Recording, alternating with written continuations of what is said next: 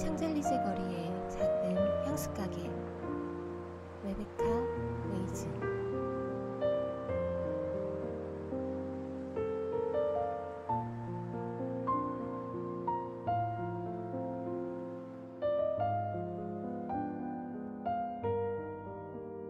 제 1장. 차창에 부딪힌 햇살이 눈부신 빛에 프리즘을 발산하는 가운데 나는 여행의 노곤함을 떨치며 허리를 폈다.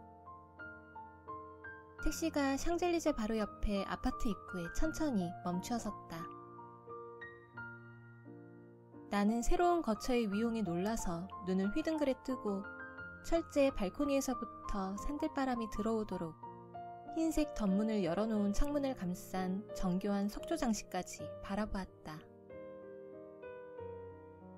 햇빛을 향해 온 사방으로 뻗어나간 빨간 꽃의 무더기가 화분을 뒤덮고 있었다. 여기가 내 숙소라고? 미시간에 있는 우리 목장과 어찌나 다른지 다른 행성이라고 해도 믿길 정도였다. 나를 찾아온 행운에 다시 한번 감사했다. 어둠워즈. 기사가 사근사근하게 말을 건넸다. 오렐리가 입구로 마중 나올 거예요. 고맙습니다. 그는 군더더기 없이 능숙하게 차에서 내려 문을 열어주고 내 가방을 챙겨서 입구로 안내했다. 더 필요한 게 있을까요? 그가 프랑스 억양이 물씬 풍기는 영어로 물었다. 나는 고개를 젓고 미소를 지었다. 아니요, 괜찮아요. 여기까지 태워다 주셔서 감사했어요. 곧이어 태평하게 길을 걸어가는 사람들을 향해 경적을 울리고 쌩안이 내달리는 그를 향해 손을 흔들었다. 내가 지금까지 목격한 바에 따르면 프랑스 사람들은 르망 레이스에 참가하기라도 한 듯 머리칼이 쭈뼛 설만한 속도로 달렸고 급히 갈 데가 있기라도 한 듯 경적을 울리고 코너를 돌았다. 나는 손목시계를 확인하고 위를 흘끗 올려다보았다. 그 바로 뒤에 누가 서 있기라도 한 듯 2층 커튼이 살짝 흔들렸다. 오렐리일까? 나는 목을 조이는 궁금증을 달래며 조그만 여행 가방의 손잡이를 움켜쥐고 기다렸다. 만약 여기서 내 역량이 부족하다고 평가받으면 어떻게 해야 할까? 만약 다른 참가자들이 하나같이 정기교육과 화학학위증으로 무장하고 나보다 아는 게 많으면 어떻게 해야 할까? 만약 나는 자신을 나무랐다. 만약은 이제 그만. 남들보다 뛰어나지는 못할 망정 적어도 뒤지지는 않았다. 새로운 포뮬러를 만들어야 할 때 할머니가 없어서 좀 끙끙대긴 했다. 하지만 그건 하나의 단계일 뿐이고 믿음직한 할머니의 향수 바이블이라는 비밀 무기가 있으니 조만간 최고의 실력을 발휘할 수 있을 것이다. 게다가 내게는 열정과 열의와 승리를 향한 열망이 있었다. 심지어 여기가 화성이라 하더라도 수근거림이 난무하며 그에 걸맞게 이름조차 위스퍼링 레이크스인 답답한 고향마을과 그 모든 것에서 탈출했다는데 기뻐했을 것이다. 르클레르 파미피메리 대회 참가 신청에는 지긋지긋한 기간 동안 향수 제조의 모든 면을 철저하게 검증받는 과정이 뒤따랐다. 영상을 제작하고 향수 샘플을 발송하고 지역, 제품, 블렌딩, 추출 테크닉, 숙성, 마케팅 전략을 주제로 르클레르 운영진에게 화상으로 엄격한 심사를 받았다. 내가 향수를 거의 만병통치 강장제처럼 사용한다고 설명했을 때 그들이 미간을 찌푸리는 것을 보고 그 다음부터는 할머니와 함께 개발한 포뮬러로 그들의 감탄을 유도하는 데 집중했다. 그 포뮬러는 고맙게도 할머니가 유산으로 남겨준 것이었지만 조만간 할머니의 그림자에서 벗어나 나만의 포뮬러를 만들어야 했다. 다만 할머니가 없다는 게 너무 어색하게 느껴질 따름이었다. 내 일부를 잃어버린 듯 했다.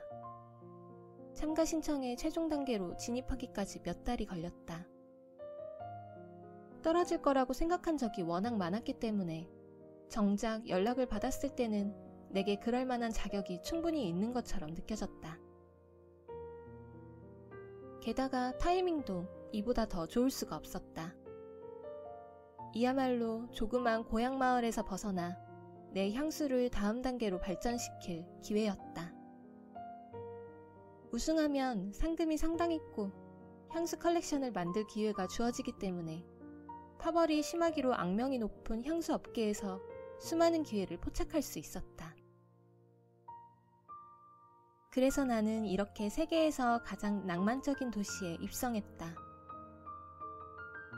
르클레르 파뮤피메리 매장이 바로 옆이었다.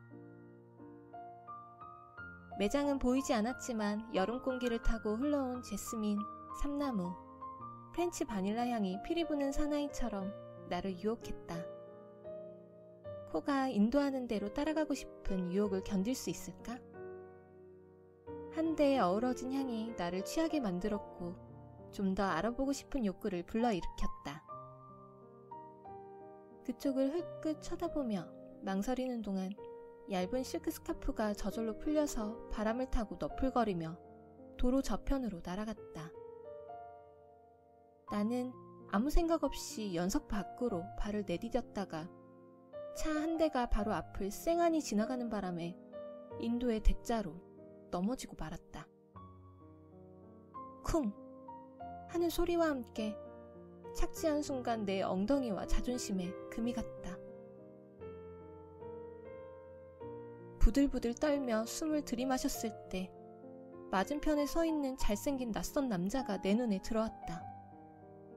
그는 걱정하는 기미가 역력했고 그러느라 짙은 초록색 눈에 먹구름이 꼈다.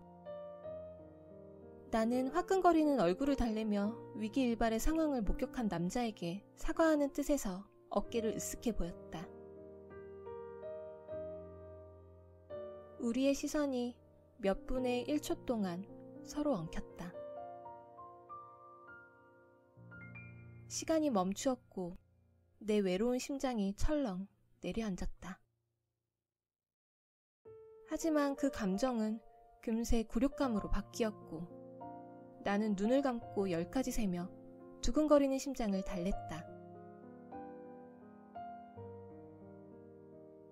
다시 눈을 떴을 때 그는 짧게 목례를 하고 청바지 주머니에 손을 넣고 헝클어진 까만 머리를 바람에 휘날리며 성큼성큼 샹젤리제를 따라가던 길을 재촉했다. 휴, 여기는 위스퍼링 레이크스가 아니라서 아무 때나 생각 없이 차도로 나서면 안 된다고 기억을 환기했다. 가던 걸음을 멈추고 나를 걱정해준 남자가 있었다는데 일말의 위안을 느꼈다. 그리고 순간 그가 멋지게 느껴졌다. 일어나서 흙을 털고 치마를 제대로 바로잡았을 때 오렐리가 등장했다. 그녀는 흠잡을 데 없는 헤어스타일과 메이크업을 자랑하며 하이힐을 신고 똑바로 걸어와서 내게 인사를 건넸다. 그녀에게서 내가 아주 좋아하는 인디언 로즈 향이 풍겼다. 그녀는 자세가 무용수 같았고 유연하며 우아했다. 많은 프랑스 여자들의 공통적인 특징인 듯 했다. 그런 매력을 타고나는 걸까? 아니면 교육을 받는 걸까? 부러웠다. 새로 사서 입은 내 옷이 누가 봐도 체인점 브랜드인 게 분명한 내 옷이 문득 촌스럽게 느껴졌다. 어서 와요, 델. 그녀는 우아하게 웃으며 고급스러운 로비로 나를 안내했다. 금박과 짙은색 나무와 벨벳 커튼과 광택제 냄새와 과거의 속삭임으로 가득한 그곳이 어찌나 웅장하고 호화로운지 나는 자꾸만 벌어지려는 입을 다무느라 애를 써야 했다. 오렐리는 내가 무슨 생각을 하는지 아는 듯 미소를 지었다. 파리에 온 걸 환영해요. 그녀가 프랑스 억양이 물씬 풍기는 영어로 얘기했다. 쉴 수 있게 방으로 안내할게요. 세브가 나중에 와서 인사를 할 수 있으면 좋겠는데. 세바스티앙이 인사를 하면 좋겠다고?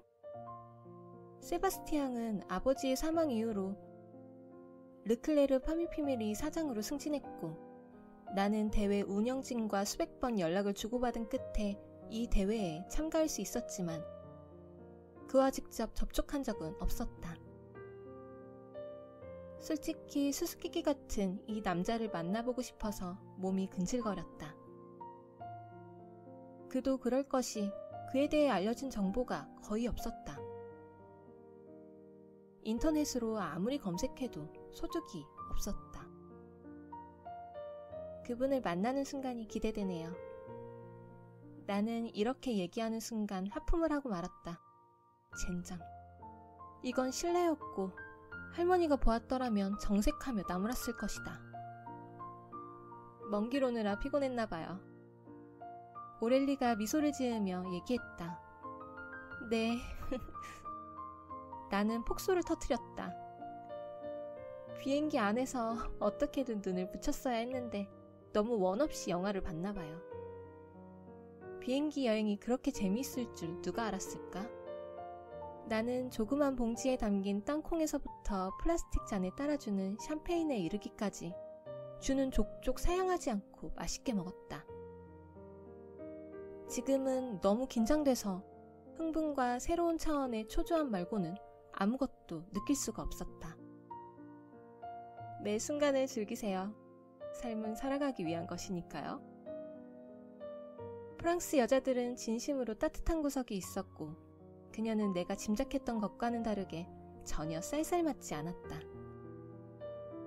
르클레르 향수에는 고유의 얘기가 있었는데 그것을 왜곡하고 싶지 않다면서 언론을 기피했기에 르클레르 직원인 그녀도 매정할 줄 알았더니 아니었다.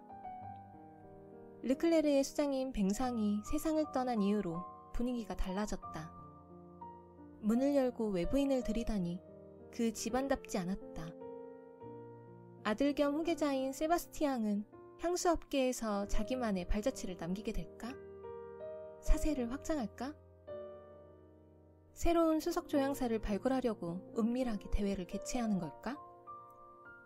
답을 알 수 없는 의문점이 너무 많았다. 세바스티앙은 파파라치를 따돌리는 솜씨가 워낙 뛰어났기에 그의 생김새는 베일에 쌓여 있었다. 나는 전형적인 향수광을 상상해보았다. 초췌한 얼굴, 얇은 입술, 햇볕에 굶주린 타입. 안타까운 노릇이었지만 나도 비타민 D가 많이 부족했다. 이쪽으로 오세요. 보여드릴 게 있어요. 그녀가 나를 다시 밖으로 안내했다. 오렐리의 씩씩한 걸음걸이를 따라가다 딱 멈추었다. 내 앞에 근사한 르클레르 파미피메리가 등장했기 때문이다. 전설적인 부티크를 마주하자 심장이 쿵쾅거렸다. 이 향기로운 열반에 입성하는 날을 꿈꾼 시간이 몇 년이었던가. 실력 있는 조향사라면 누구나 르클레르와 그 유산을 숭배했다. 이곳이 전 세계적으로 유명한 이유는 뱅상이 조향 기술을 완전히 뒤엎고 향 분야에 일대 혁명을 일으켰기 때문인데 고풍스러운 약국을 닮은 매장을 내 두 눈으로 목격하니 더욱 숨이 막혀왔다. 오렐리 꼭 꿈꾸는 것 같아요. 우리식 동화의 나라죠. 까만 석조로 된 매장 전면은 비바람에 빛이 바랬고 세월의 흔적으로 희끗희끗했다.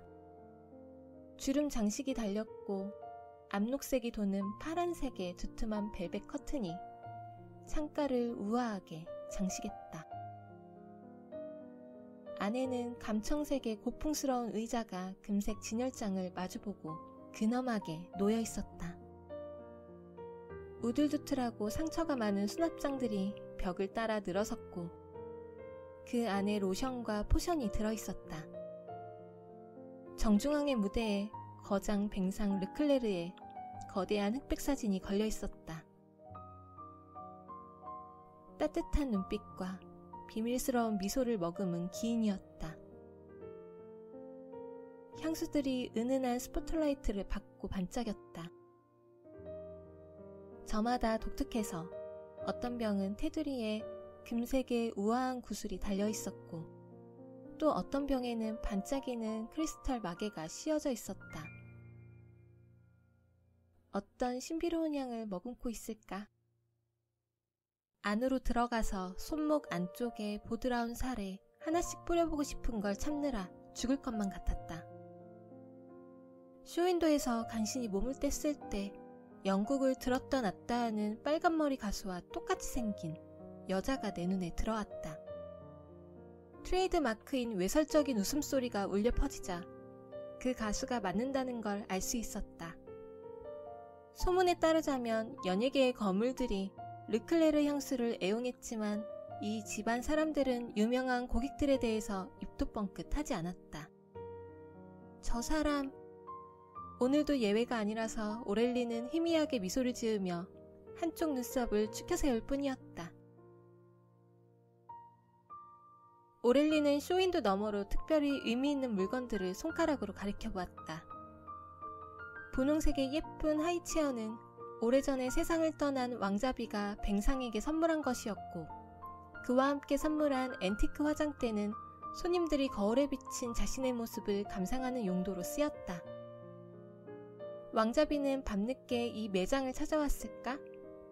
저 거울이 다른 세상과 연결되는 통로일까? 황당한 발상이기는 했지만 이 매장이 그런 분위기를 풍겼다. 마법이 넘쳐나는 공간 같았다. 그리고 어찌나 프랑스다운지 빈티지풍의 엽서 안으로 들어온 것처럼 느껴질 정도였다. 젠이 없어도 그녀의 목소리가 귓가에 어른거렸다. 저것 좀 봐. 아니면 파리에 오다니 대박이다 그치? 내 쌍둥이 동생 제니퍼도 이 향수 매장을 볼 수 있었다면 얼마나 좋았을까.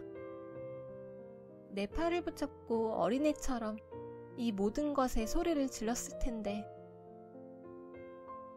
그녀를 생각하자 가슴이 무지근하게 아팠고 평생 처음으로 우리가 서로 다른 하늘 아래 있다는 사실에 심장이 나지막히 쿵쾅거렸다.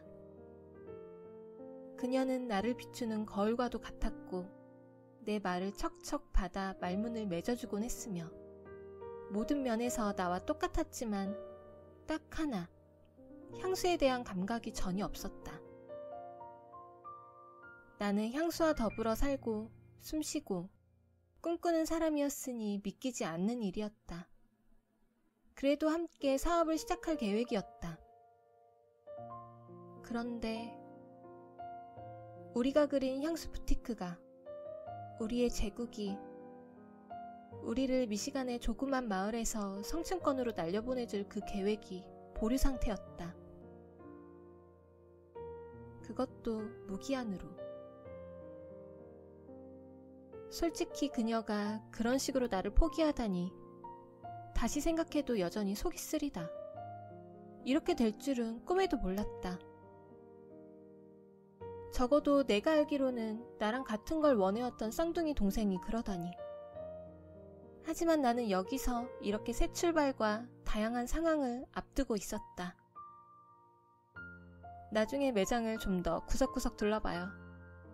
오렐리가 나를 다시 현실로 불러들였다.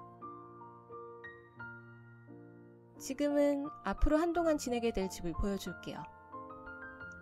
다시 아파트로 돌아가서 오렐리가 소리 없이 미끄러지듯 계단을 올라가는 동안 나는 체력이 딸리는 사람처럼 씩씩대지 않으려고 애를 쓰며 여행 가방을 들고 발소리도 요란하게 그녀의 뒤를 따라갔다. 아파트는 프랑스 음식 냄새로 진동했다. 버터와 볶은 마늘, 화이트 와인, 갓단 백리향, 그리고 무언가가 맛있게 끓고 있는 사람을 취하게 만드는 냄새가 벽 틈새로 흘러나왔다. 복도 왼쪽이 거실이고 거길 지나면 바로 공동주방과 식당이 있어요. 특별히 필요한 게 있으면 얘기해줘요. 방에 주방이 있지만 제대로 된 요리는 공동주방에서 해야 해요. 여기 생활이 마음에 들 거예요. 나는 고맙다는 뜻에서 고개를 끄덕였다. 룸메이트는 파리 출신의 참가자 클레망틴이고 둘이서 이 방을 같이 쓰게 될 거예요. 나한테 연락할 일이 있으면 침대 곁 테이블의 안내장에 연락처가 적혀 있어요. 얼마 남지 않았지만 오후에는 쉬세요. 저녁은 8시에 우리 아파트에서 먹어요. 세바스티앙도 환영 인사차 참가할 거예요. 메르시 오렐리. 나는 애써 미소를 지었다. 저녁을 먹으면서 다른 참가자들을 평가하고 다들 어디서 왔는지, 가장 중요하게 어떤 향수를 만드는지 파악할 시간이 충분할 것이다. 고향에서와 다르게 나에 대해 시시콜콜 알지 못하는 사람들을 얼른 만나고 싶었다. 여기서 나는 젠의 쌍둥이 언니도 아니고 방랑 히피족의 딸도 아니고 그냥 나일 수 있었다. 새로운 내가 될 것이다. 전과 다르게 나 혼자서 스스로에 대해 배워나갈 것이다. 어항에서 벗어나 전 세계를 통틀어 가장 아름다운 도시에 입성한 나는 앞으로 어떤 변화를 맞이하게 될까?